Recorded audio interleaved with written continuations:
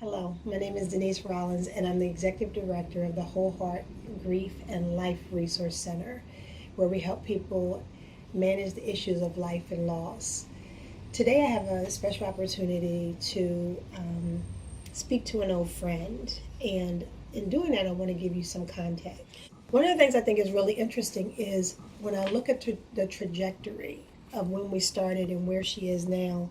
Life has changed in so many ways for Teruko, and I'm going to let her tell you more about that. But I wanted to have a conversation that's a follow-up, because oftentimes people will say, how's Teruko doing?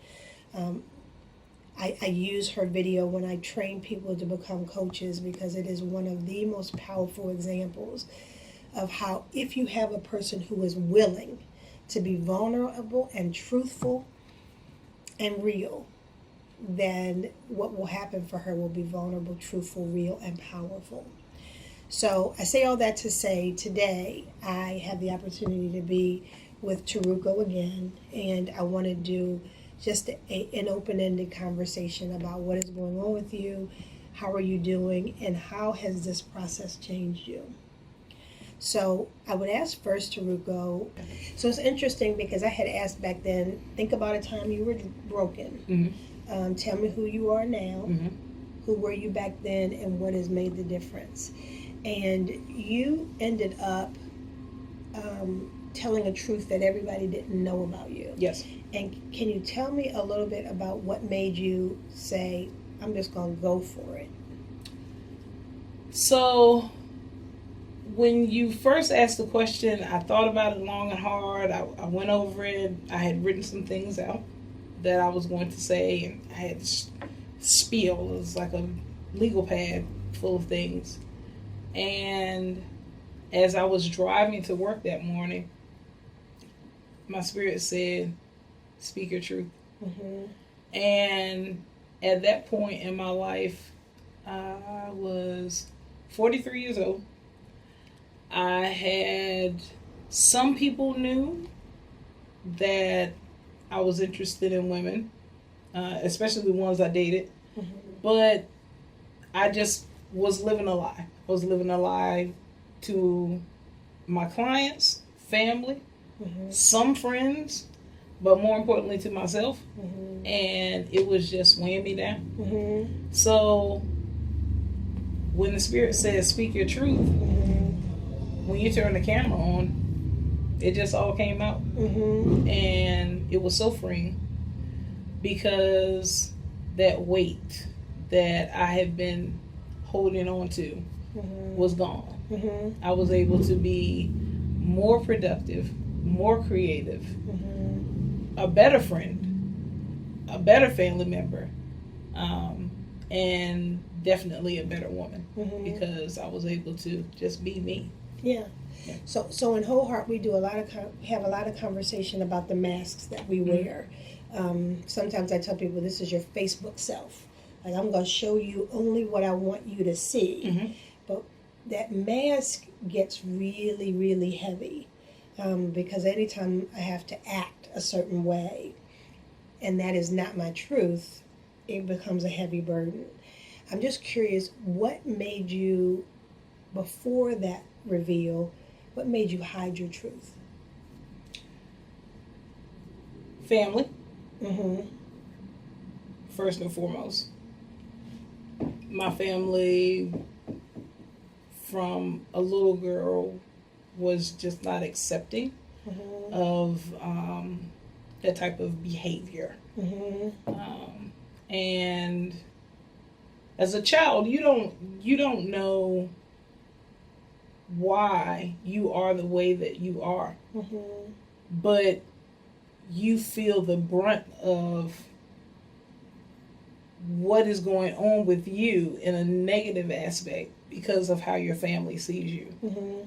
And that's hard, Mm-hmm. because these are the people that are supposed to love us, Mm-hmm.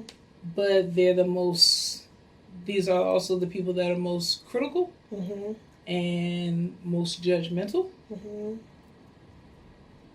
but profess love at the same time. Mm-hmm. So it's confusing. Mm-hmm. And most of the time, people typically either stay and keep themselves cocooned until the day they die, Mm-hmm. or they run away Mm-hmm. and live the life that they feel they're destined to live. Mm-hmm.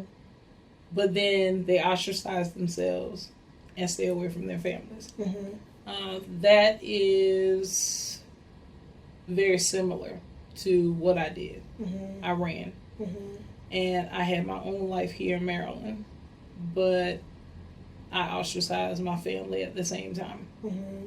Yeah. So you hid because of family. You ran away from family. Mm-hmm. Yet the place and the people that you ran to, many of them, whether they were your clients or your friends, did not know your truth either. No. So what do you think is behind that? Because when we introduce ourselves as our representative. Mm-hmm. And that representative is who you need me to be at that time Mm-hmm. and place. Mm-hmm. So you become comfortable Mm-hmm. with the representative self that you have shown Mm-hmm. up as. And after you have become comfortable, you have feelings of expression of love and caring, and if someone's sick, you go over and take care of them, and vice versa. Mm-hmm. And then one day you're like, I really need to tell them. Mm-hmm. But now you're afraid because you now have acquired a new family Mm-hmm. that you have made up. So if you tell that person or those people that this is what's going on with me and I'm gay, Mm-hmm. they may leave. Mm-hmm. So you ran away from your bloodline, and now the family that you have developed may leave too. Mm-hmm. And then that, in return, opens up a new wound Mm-hmm. of abandonment, because somehow, some way, even though you may have grown up with your family and they've always been there, you feel that because they didn't accept you for who you were, they've abandoned you. Mm-hmm. So you don't want to go through the same thing again. Mm-hmm. Wow. So you use one, and you were saying something, it made it so clear to me that each of us has this tendency to develop a persona. Yes. And then I'm so into that persona, and you know that persona, I don't want to change it because that's who you like, that's who you love, Mm-hmm. and I don't want to lose your affection or your love. And so I keep being this person who's not really me, and that has to be a really lonely place to be in. It is.